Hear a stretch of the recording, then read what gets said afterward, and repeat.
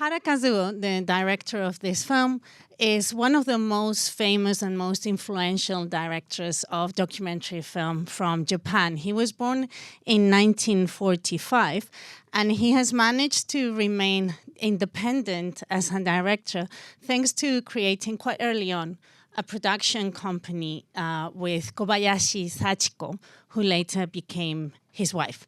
So, in contraposition to many directors of Japanese documentary and avant-garde films who actually tend to come from quite an elite cultural background, Hara comes from quite a humble family. He dropped out of school, and early on as a young man, he started working on a special education in a special education school.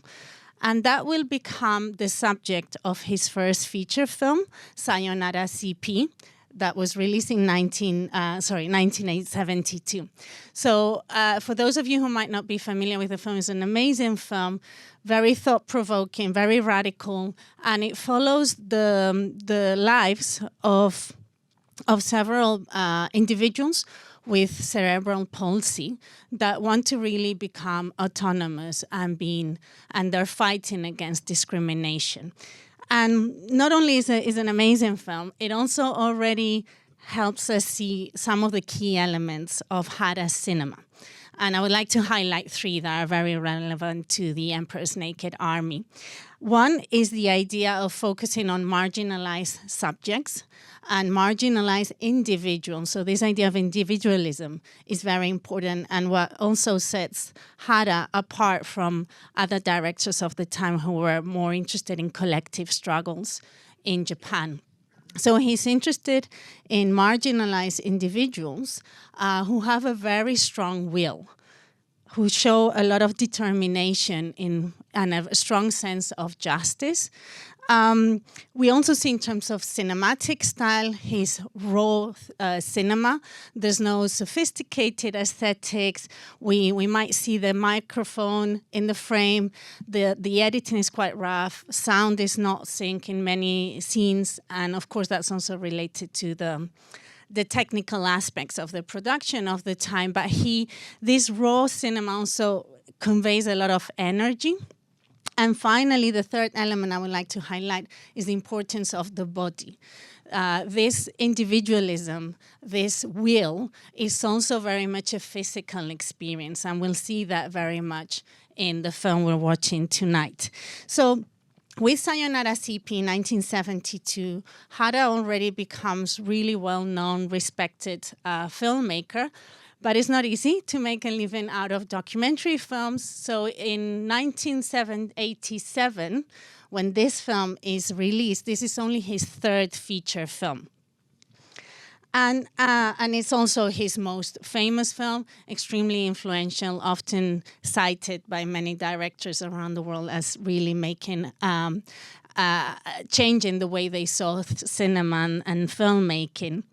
So, as you may know, it follows Okuzaki, at the time 62 years old, who was already relatively known in the Japanese public opinion due to controversies and crimes.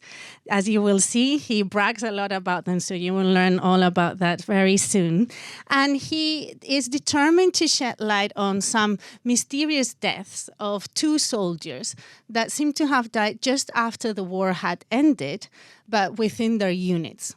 And this is very important because the thing is that if the war had ended, they should not have been executed. That meant it was a murder, it was an illegal death.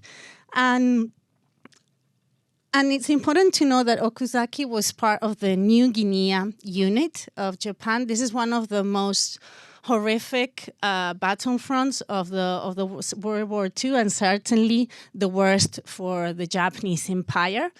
Most soldiers didn't die on the battlefront. They died of malaria. They died of starvation. And in Okuzaki's unit, out of 1,000 men, only 30 survive. 30 out of 1,000. So we get just with that, you can imagine the horrors, the trauma, And the language that Okuzaki uses also certainly stems from that. So he goes around interrogating his higher ranks, some of them his own superiors of the time, and he doesn't have any issues resorting to lies, to violence, but he also gets amazing confessions from them. Well, he gets confessions about cannibalism, about illegal executions, and this is very important because at this time, even though there had been rumors around these facts, there was no official confession yet. So this is the first time that someone is saying these things on screen. And ultimately, he's fighting very important taboos of post-war Japan. And this goes back to this idea of thinking of this film within the 1980s, which is the framework of this season.